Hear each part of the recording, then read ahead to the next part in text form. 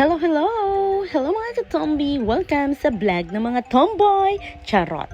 So anyway, itong araw tayo ay pupunta sa isang Filipino store at ito ang Pinoy Free! So syempre, pagtingin ko, nandito na agad yung mga poster na kung sino bibili sa inyo ng Sweet Notes, Bex Battalion, pwede din sa Pinoy Free.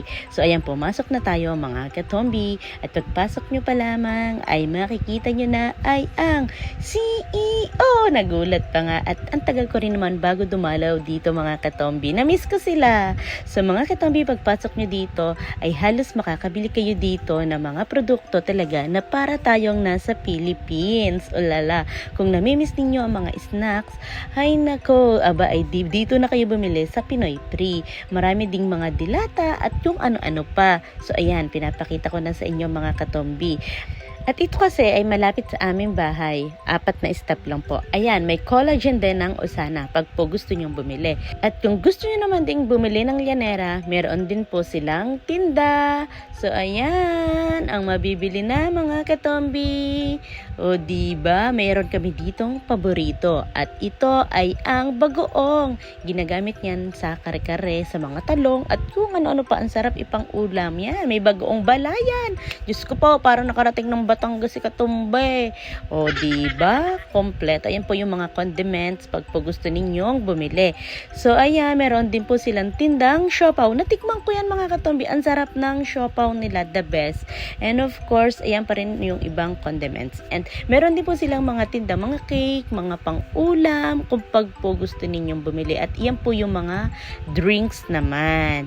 Ayan yung iba, mga coffee, at mga Milo, at mga Bear Brand. Wow, nagulat ako, may Bear Brand. O, diba? Ang sarap. May mga shampoo, Safeguard, at kung ano-ano pa yan. May bigas na. Diba? At kung kayo naghahanap ng mga pang beauty product, aba meron din ho sila. Yan. At kung gusto rin ho nyo magpadala ng pera, meron din sila. At ito namang mga katombi ay yung mga damit, mga barong, at kung ano-ano pa. At may tinda rin sila mga bags, mga sapatos. Aba, kompleto na. May butik sila dyan. At syempre mga katombi, dahil mainit, bumili nga pala kami ng halo-halo. Yung ice cream nila mga katombi ay gawa nila. Ay grabe, favorite ko kasi ang halo-halo. Kaya kahit saan ako kumakain ng halo-halo, aba ay masarap po. Kasi lalo na ho ngayong tag-init, diba? Ay grabe, tinikman ko na nga ang halo-halo mga katombi. Yan aking hinalo. Kinain ko na, ay grabe, ang yummy, yummy. Bagay na bagay talaga siya ngayong tag-init.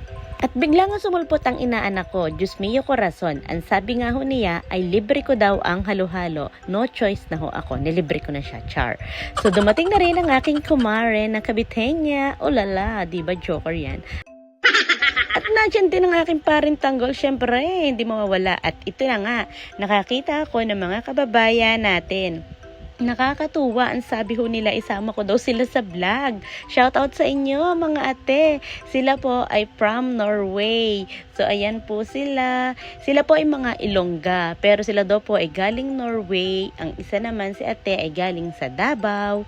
At sila daw ay pumunta dito sa Paris kasi daw ho ikakasal ang kanilang mga anak. At sila pala ang ikakasal. Diyos mo yun, nahihiya pa. So ayun lang. Kaya mga katombi, sa gustong pumunta dito sa Pinoy Store para mamili o maghalo-halo, ito po ang kanilang address. Bye! Thank you for watching.